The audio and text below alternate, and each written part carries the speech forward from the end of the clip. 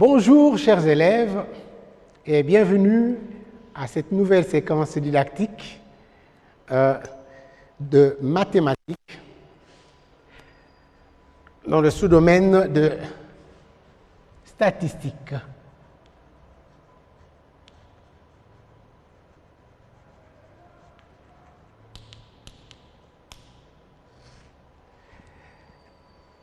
La séquence d'aujourd'hui s'adresse particulièrement aux élèves de la 8e année de l'éducation de base. Mais cela n'empêche en rien à ce que chacun, tout celui qui voudrait bien suivre la leçon, il doit rester coincé quelque part en train de suivre. Il n'y a pas de problème, il n'y a pas à exclure qui que ce soit. La dernière fois, particulièrement quand vous étiez en 7e, vous avez vu comment on peut s'arranger pour que d'un tableau brut, on ait un tableau recensé. Nous avons vu également que dans ce tableau recensé, il y a des éléments que nous mettons. Le premier élément, on prend les modalités. On va trouver l'effectif de chaque modalité. Ensuite, on a la fréquence de la modalité. Voilà les trois éléments. Modalité du caractère, comme on l'avait dit l'autre fois. C'est à partir de ceci que vous aurez le tableau. Si vous avez telle modalité, quel sera son effectif et quelle sera sa fréquence. Voilà comment devrait être un tableau recensé avec tous les éléments qui s'imposent. Aujourd'hui, nous reprenons notre ancienne situation avec la classe non plus de 7e année de l'éducation de base, mais plutôt de 8e année de l'éducation de base cette fois-ci. Nous lisons la classe de la 8e année de l'éducation de base d'un lycée de la place compte 53 élèves. L'âge de ces élèves a été prélevé. L'enseignant a ramené de la direction des éléments concernant l'âge de quelques élèves de cette classe. Il y a 16, 15, 12, 13, 13, 14, 13, 12, 14, 13, 14, 13, 13, 12, 13, 15, 15, 14, 13, 12, 12 et 13. Chacun pourra compter pour savoir combien il y a de mesures. Il demande à ses élèves de représenter ces données, les données brutes que voici, par un diagramme en bâton. Ce qui nous intéresse, c'est les derniers mots ici, diagramme en bâton. Comment faut-il représenter les données brutes par un diagramme en bâton? Pour cela, nous revenons à ce que nous avions fait avant, les années antérieures, pour avoir un tableau recensé. Nous voyons d'abord quelles sont les modalités. D'abord, quelle est la population qui est visée ici? La population, ce sont les élèves de la 8e année de l'éducation de base. Ce sont ces élèves-là qui sont concernés. C'est ça la population. Mais l'échantillon qui est récupéré là, qui est considéré, c'est constitué de ces élèves ici, de la taille de ces élèves ici. L'échantillon comprend donc 1, 2, 3, 4, 5, 6, 7, 8, 9, 10, 11, 12, 13, 14, 15, 16, 17, 18, 19, 20, 21 et 22.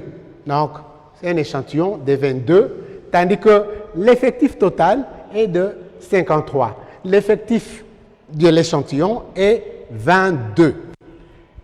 Quel est le caractère ou la variable qui est étudiée ici? Le caractère, c'est l'âge des élèves. On veut avoir l'âge des élèves. Comme modalité de ces caractères-là, nous avons vu qu'il y avait 12, Nous avions également 13, ensuite 14, 15 et puis 16 sont les éléments qui sont ici. Pour chaque modalité, nous pouvons voir quel est l'effectif pour aller dresser notre tableau recensé. 12, il y en a combien? 1, 2, 3, 4 et 5. Il y a 12 élèves qui ont 12 ans. Le 13, combien y a-t-il d'élèves qui ont, qui ont la taille, non, c'est l'âge, qui ont 13 ans? On peut compter. 1, 2, 3, 4, 5, 6, 7, 8, 9. Il y en a donc 9. 9 élèves qui ont 13 ans dans cette classe-là. Il y en a qui sont plus âgés que cela, ceux qui ont 14 ans. Pour 14, il y a 1, 2, 3, 4, je crois qu'il n'y en a que 4. Ceux qui ont 15 ans, quelque peu vieux, il y a 1, 2, 3. Et 16, je crois qu'il n'y a qu'un seul qui a 16 ans. Lui, je crois qu'il a eu des problèmes pour être dans cette classe-là. 5 plus 9, c'est 14. Plus 4, 18. Plus 3, 21. Et alors, l'effectif total, l'effectif de cet échantillon est de 22. Donc, nous avons 22 élèves. Alors là, nous pouvons aller tracer notre tableau recensé. Le tableau recensé, les modalités, on vient de les avoir. Nous revenons à ces tableaux que nous avons commencé. Le tableau a comme modalité, nous avons 12, nous avons 13, également 14. Plus loin, nous aurons 15 et finalement 16. Ce sont les modalités. Et comme effectif pour chaque modalité, 12, c'est 5 élèves qui ont 12 ans. Nous avons 9 élèves qui ont 13 ans et 4 élèves ont 14 ans, 3 élèves ont 15 ans et il y a un élève qui a 16 ans. La fréquence, nous avons dit que c'était un rapport qui existait entre l'effectif de la modalité et l'effectif total. Or, l'effectif total de notre échantillon est de 22, donc après calcul, vous aurez donc 5 sur 22, 9 sur 22, 4 sur 22, 3 sur 22 et 1 sur 22. Je vous ai dit l'autre fois que ceci nous donne, plutôt la fréquence ici peut être exprimée sous forme de nombre décimal, c'est-à-dire 0, pour tous ces nombres-là, ou encore être exprimée comme un pourcentage. Donc, il suffira de multiplier les résultats obtenus après division par 100. Et là, nous aurons la fréquence qui est exprimée en pourcentage. Mais, dans ce qui nous concerne ici, il y a moyen de trouver le tableau, non, le diagramme en bâton des effectifs et le diagramme en bâton des fréquences. C'est possible. Mais aujourd'hui, nous n'aurons que les tableaux plutôt le diagramme en bâton des effectifs. Et pour cela, nous prenons deux axes perpendiculaires. Deux axes perpendiculaires.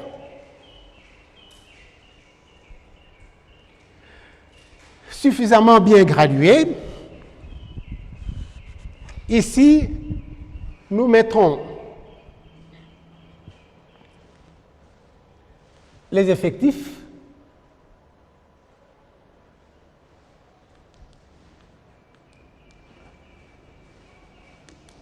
nous aurons les effectifs, tandis que sur la droite horizontale, nous aurons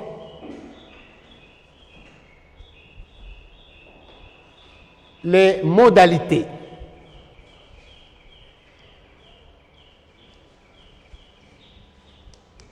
Ou le caractère qui est étudié. Ici, nous avons comme modalité 12, 13, 14, 15, 16. Nous aurons ici à placer 12. Nous placerons également 13, 14, 15 et 16. Il va de soi que les mesures doivent être exactes. Ne considérez pas ce qui vient avant, c'est juste ce qui vient après qui nous intéresse. Ici, on pouvait même mettre une coupure pour dire que ça vient de loin et ça continue pour arriver à 12. Et comme fréquence, non, comme effectif, nous avons 1, 3, 4, 9, 5 qu'on va placer ici de façon correcte parce que sinon ça n'ira pas. Je m'en vais mettre ici 5 et là je mettrai avec la même mesure 10. Nous avons besoin de placer 3, donc ceci on peut subdiviser en 5 parties. 1, 2, 3, 4, 5, 6, 7, 8, 9 et 10. Et nous plaçons le 5, il est là, 9 est ici, 4, c'est un peu plus bas, et 3, et puis finalement 1. Ce sont les effectifs que nous avons. Alors, pour représenter ces effectifs-là sous forme de bâtons, nous allons considérer des points qui ont comme coordonnées la modalité, première modalité, et ici nous aurons l'effectif. Ce sont deux points. Un point, comme si ceci c'était X, l'autre Y. Donc, lorsque vous avez des axes rectangulaires dans les diagrammes cartésiens, on les représente de cette manière-là. Le module, la modalité va correspondre à un effectif. Le 12 correspond à l'effectif 5. Donc nous remontons jusqu'à 5. Voilà, c'est un point intéressant que nous obtenons à ce niveau. Le point que voilà. Nous allons à notre 13. 13 a comme effectif 9. Nous remontons.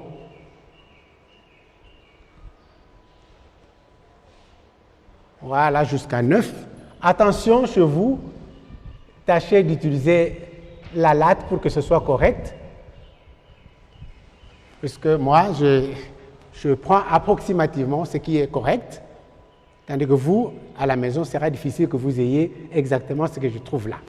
Alors, pour 14, nous avons comme effectif 4. 14, on a dit que c'est 4 pour 14. Voilà. Voilà le point qui nous intéresse. Pour 15, c'est 3. 15, c'est là, jusque pour 3. Voilà ces points.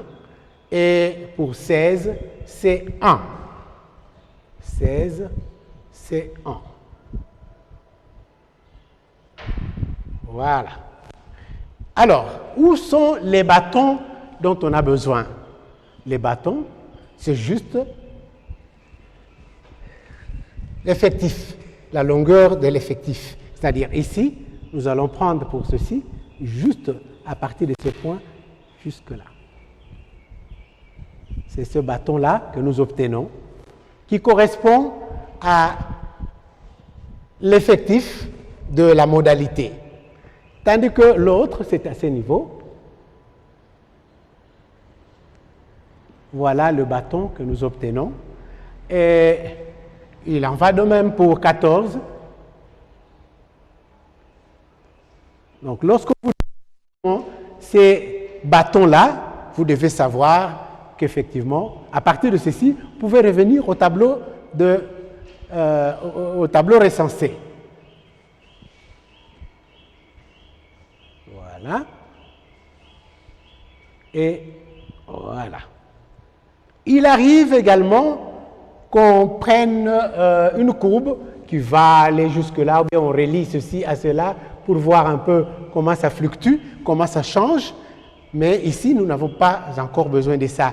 Nous avons juste besoin de savoir qu'à partir des données brutes, on passe au tableau recensé pour aboutir au diagramme, diagramme d'effectifs. Diagramme en bâton. Je disais que c'est un diagramme des effectifs.